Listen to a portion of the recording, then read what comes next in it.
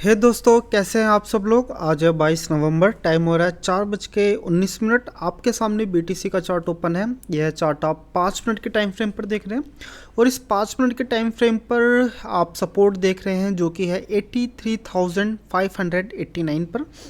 और यहाँ पर आपको ऐसा लग रहा होगा कि आपको यहाँ पर सेलिंग की तरफ जाना चाहिए।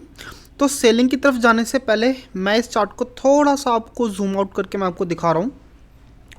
तो फिर आपको यहाँ पर देखिए काफ़ी अच्छी खासी आपको यहाँ पे एक टाइम फ्रेम पर आपको ये सपोर्ट देखने को मिल रहा होगा, जो कि दोस्तों आप ये मान के चलो जितना ज़्यादा लंबे टाइम फ्रेम पर आप चार्ट को देखते हैं और उतने लंबे टाइम फ्रेम पर आपको जब सपोर्ट या फिर रेजिस्टेंस देखने को मिलता है तो मान के चलिए कि इस सपोर्ट का टूटना उतना ही ज़्यादा मुश्किल होता है। ठीक है, ये कैंडल्स जो आप देख रहे हैं ये करीबन, नहीं तो मुझे ऐसा लगता है कि एक दिन के आसपास की ये आप टाइम फ्रेम देख रहे हैं। ठीक है, ये जो कैंडल्स है तो 5 मिनट की, लेकिन ये जो आप बाउंडेशन देख रहे हैं ये करीबन एक दिन के आसपास का होगा। ठीक है, तो यानी कि आप मान के चलिए ये जो आप सपोर्ट देख रहे हैं ये करीबन एक दिन के आसपास का सपोर्ट है।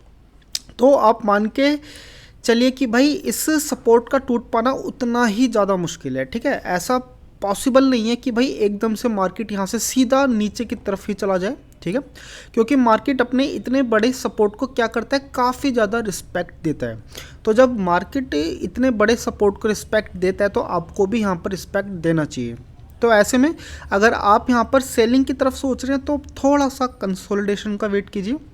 यहाँ पर करीबन 15 मिनट 20 मिनट आधे घंटे के आसपास अगर यहाँ पर मार्केट कंसोलिडेट होता है फिर उसके बाद नीचे जाता है तो आप यहाँ पर सेलिंग की तरफ जा सकते हैं। ठीक है, और रही बात बाइंग की तरफ, तो दोस्तों बाइंग की तरफ भी यहाँ पर जाने की प्रोबेबिलिटी काफ़ी हाई है।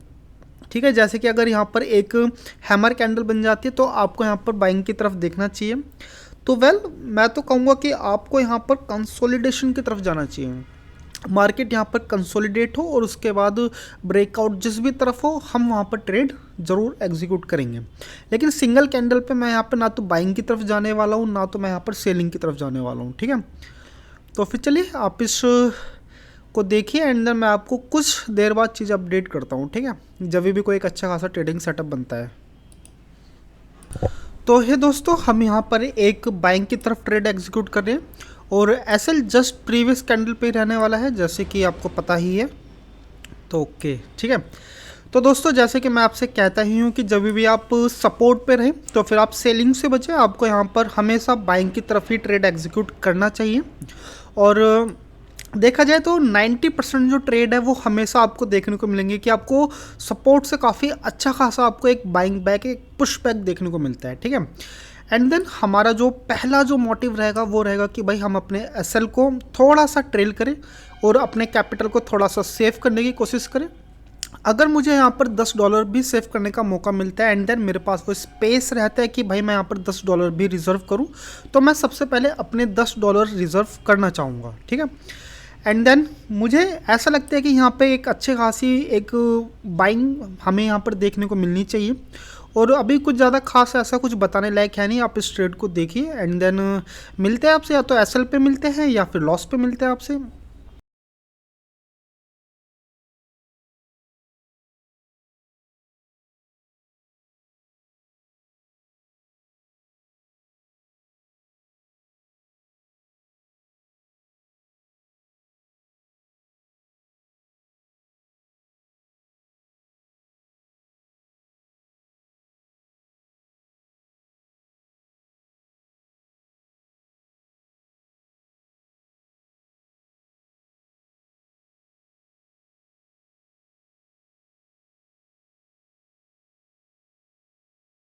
तो ये दोस्तों ये कैंडल जस्ट अभी शुरू हुई है और इसमें अभी काफ़ी अच्छा खासा टाइम है। मैंने पहले से ही अपना एसएल पहले से ही ट्रेल कर लिया था एंड देन ये जो मेरा जो प्रॉफिट है अभी $635 आपके सामने चल ही रहा है। और एसएल की बात करूँ तो एसएल तो दोस्तों मेरा यहाँ पर जस्ट ज़ीरो है। ठीक है, ओके, मुझे अपने इस एसएल को थोड़ा सा और ट्रेल करना है।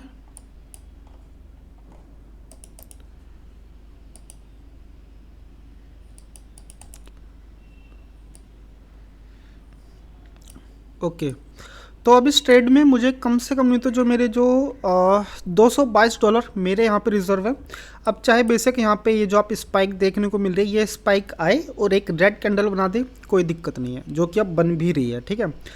तो देखो, आपको यहाँ पर एक चीज़ हमेशा ध्यान देने वाली बात है कि जब भी आप सपोर्ट पर बाइंग की तरफ जाते हो तो फिर आपको ये भी देखने की ज़रूरत है कि भाई यहाँ पर आपको सबसे ज़्यादा रिजेक्शन कैंडल भी देखने को मिलती है, ठीक है। तो इसलिए जब भी आप सपोर्ट पर बाइंग के लिए बैठे हो तो भाई कुछ ना कुछ प्रॉफिट को रिजर्व करो और फिर आप उसको ट्रेल कर सकते हो, क्योंकि इस तरह से ये जो आपको स्पाइक वाली कैंडल है ये आपको एक रिजेक्शन कैंडल में भी कन्वर्ट होने में टाइम नहीं लगेगा, ठीक है। तो ठीक है, अब देखो यहाँ पर ये है कि यहाँ पर चाहे अब एक रिजेक्शन कैंडल बने, चाहे यहाँ पर एक काफ़ी अच्छी खासी एक मारीबूजू कैंडल बन जाए, हम यहाँ पर दोनों ही कैटेगरी में सेफ है। अगर यहाँ पर अच्छे खासे एक मारीबूजू कैंडल बनती है तो हमारा जो प्रॉफिट है वो काफ़ी ज़्यादा अच्छा खासा हो सकता है, जैसे $1000 या फिर $1500 भी हो सकता है। अगर यहाँ पर ये एक रिजेक्शन कैंडल में भी कन्वर्ट होती है, चलो कोई बात नहीं, $200 तो हमारे यहाँ पे फिर भी यहाँ पे कन्फर्म है, ठीक है। और जस्ट आपसे बात करते करते एक स्ट्रॉन्ग एक कैंडल आपको बनती हुई देखने को मिल भी रही है। एंड देन जहाँ तक, चलो अभी आप इस कैंडल को बनते हुए देखो, क्योंकि ये फ्लक्चुएट तो होती रहती है, ठीक है, इसमें कोई बड़ी बात नहीं है।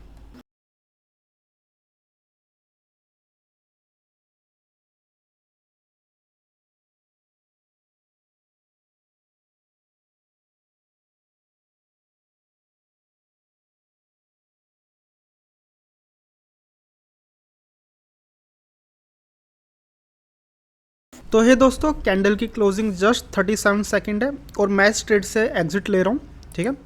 इसका मैं आपको रीज़न बता देता हूँ। $543 पे मैंने यहाँ पे एग्जिट लिया है। इसका सिंपल सा रीज़न है भाई, ये स्पाइक्स, ठीक है।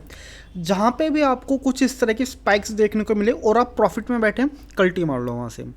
और दूसरा मैं इसका रीज़न बता देता हूँ कि भाई इस कैंडल में काफ़ी अच्छा खासा टाइम बीत चुका था। 5 मिनट की कैंडल में करीबन 4.5 मिनट सिर्फ इसी के अंदर ही निकाल दिए, स्पाइक के अंदर। जब भी आपको एक लंबा अच्छा खासा टाइम कैंडल अगर सिर्फ अपने उसी दायरे में निकाल दे, जैसे कि ये दायरा कौन सा है, ये वाला रेंज, ये रेंज है 83,794। 5 मिनट की कैंडल में अगर इसको ऊपर की तरफ जाना था तो इसको भाई अभी तक ये ब्रेकआउट दे देना चाहिए था, लेकिन ये ब्रेकआउट नहीं दे पाया। इसका मतलब है कि भाई मार्केट में यहाँ पे एक सेलिंग प्रेशर यहाँ पर क्रिएट हो रहा है, ठीक है। और सेलिंग प्रेशर क्रिएट होगा तो क्या बनेगा, कुछ इस तरह की आपको एक कैंडल देखने को मिलेगी। तो बस ये छोटी छोटी चीज़ें आप एक कैंडल के बिहेवियर पैटर्न्स को धीरे धीरे करके समझेंगे तो आपको पता धीरे धीरे करके चलने लग जाएगा कि भाई कहाँ पर आपको बाइंग करनी चाहिए और कहाँ पर आपको सेल करनी चाहिए। मैंने यहाँ पर बाइंग इसलिए करी थी क्योंकि मुझे यहाँ पर एक स्कैल्पिंग ट्रेड लेनी थी, ठीक है। और जब भी आपको एक अच्छे खासे एक सपोर्ट पर अगर आपको बाइंग का ऑप्शन मिले तो आपको बाइंग करनी चाहिए, ठीक है। 5 मिनट, 4 मिनट, 6 मिनट के अंदर आपको काफ़ी अच्छा खासा एक स्कैल्पिंग ट्रेड बन जाती है।